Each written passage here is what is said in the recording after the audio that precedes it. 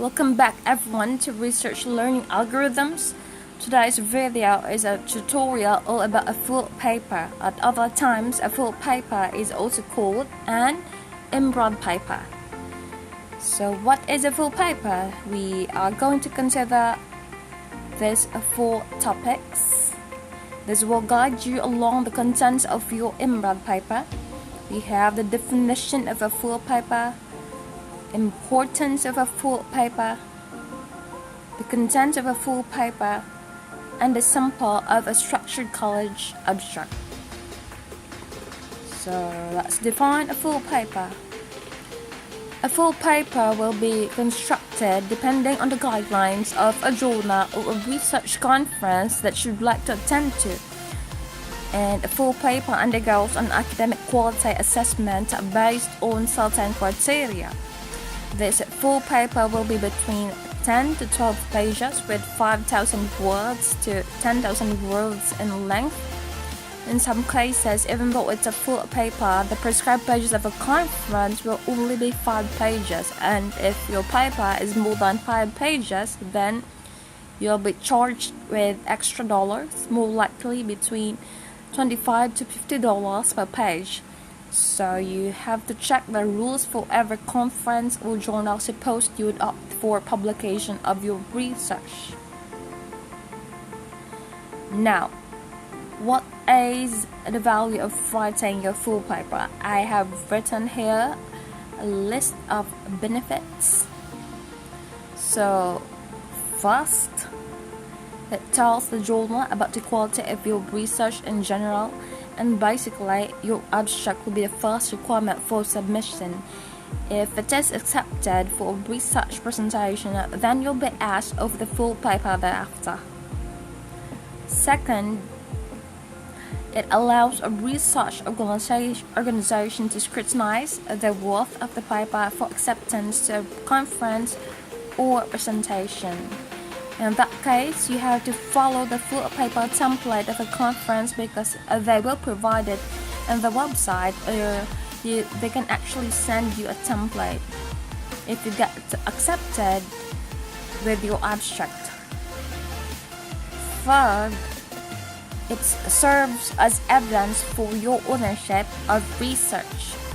You are the author, and that full paper should be free of plagiarism.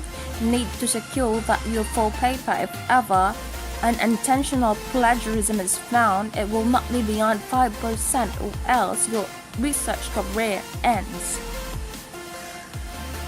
Fourth, it allows for publication in journal proceedings. Every research presentation you've done comes a research proceedings, and part of that is your full paper, so it's like a souvenir from a conference. But of course, you've already paid for that. Fifth, it gives opportunity for journal publication. The full paper can give you that opportunity to be published in a journal after a research presentation.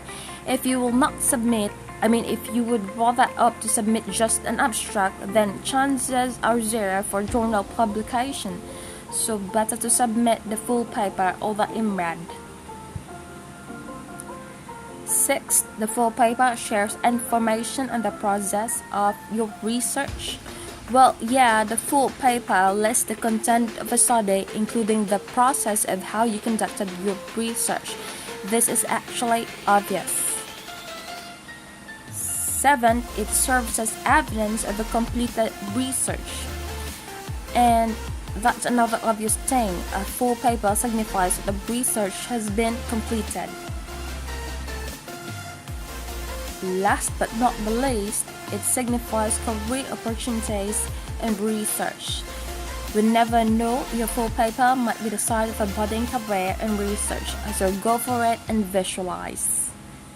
Now, what are the contents of a full paper? Okay, so first we got to have the abstract. The abstract should include your keywords. It should be 100 to 250 words, and that's what most journal requires in a template, and followed by the introduction, The introduction can be between 3 to 4 paragraphs, and don't forget to include the justification for the study.